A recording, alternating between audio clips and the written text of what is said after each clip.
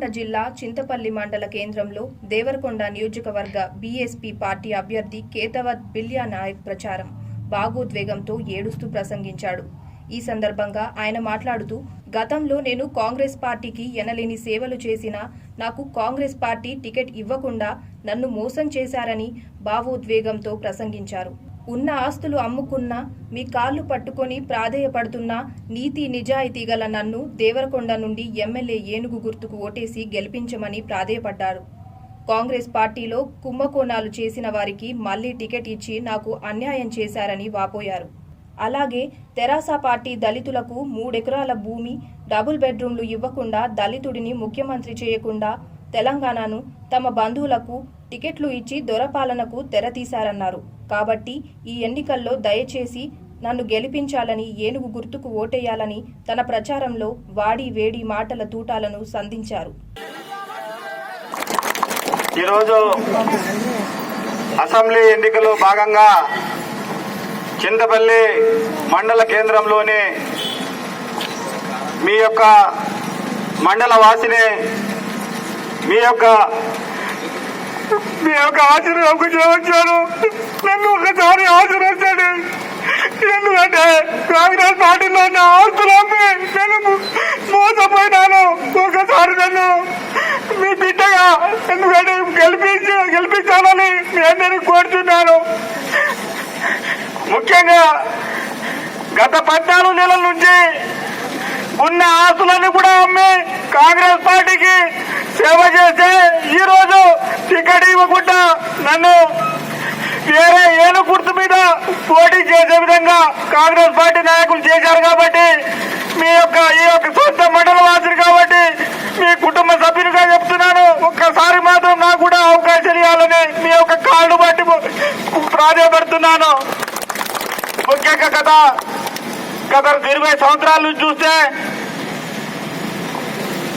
పోటీ చేసిన నాయకులు రవీంద్ర కుమార్ అయితేంది, అదేవిధంగా బాలు నాయక్ అయితేంది, ఈ యొక్క నియోజకవర్గంలో చేసింది ఏం లేదు. ఎందుకంటే చింతపల్లి మండల కేంద్రాన్ని చూస్తే ఈ రోజు వరకు మండల కేంద్రంలో ఎక్కడ కూడా సెంట్రల్ లైటింగ్ సిస్టమ్ లేదు, అదేవిధంగా డ్రైనేజ్ సిస్టమ్ లేదు, అదేవిధంగా ఈ రోజు వరకు కూడా మండల కేంద్రంలో నీళ్లు లేక చాలా మంది చాలా ఇబ్బంది పడుతున్నారు. ఏ విధమైన సౌకర్యాలు లేక ఈ రోజు వరకు మండల కేంద్రాలు కూడా అభివృద్ధి చెందలేదంటే ఆ ఇద్దరి నాయకుల వల్లనే అభివృద్ధి చెందలేదని నేను ప్రధానంగా కోరుతున్నాను. అందుకనే గత 20 సంవత్సరాల నుంచి ఆ ఇద్దరు నాయకులను ఎమ్మెల్యేలుగా చేసి అసెంబ్లీకి పంపించారు. ఒకసారి మీ యొక్క కుటుంబ సభ్యుల్ని, మీ యొక్క మండల వాసిని, మీ యొక్క అందరిలో కలిసి ఉండే వ్యక్తిని ఒక్కసారి నాకు కూడా అవకాశం ఇవ్వాలని అందరినీ కోరుచున్నాను. ప్రధానంగా ఈ యొక్క మండల కేంద్రంలో డిగ్రీ కళాశాల లేదు.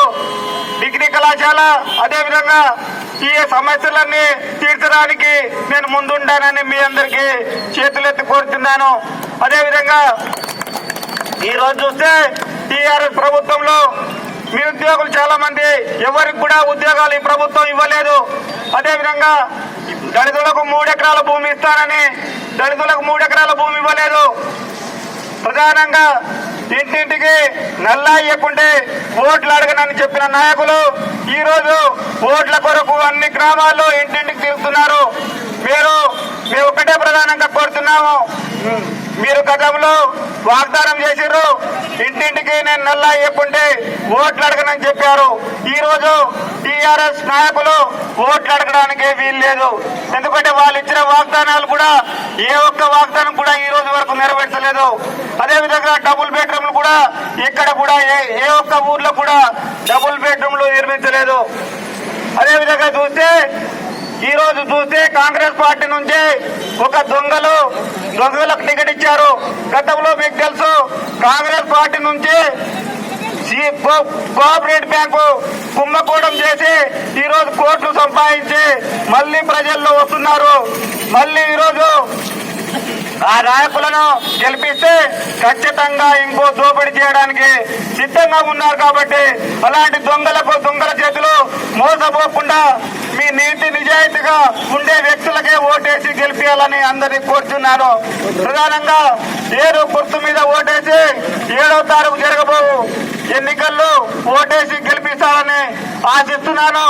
ఈ యొక్క నియోజకవర్గం అభివృద్ధి చెందాలంటే ఏడు గుర్తు మీద ఓటేసి గెలిపించాలని కోరుకుంటూ ఇక్కడికి విచ్చేసిన వారందరికీ ప్రత్యేకంగా పేరు పేరున నా యొక్క నమస్కారాలు తెలియజేస్తున్నాను.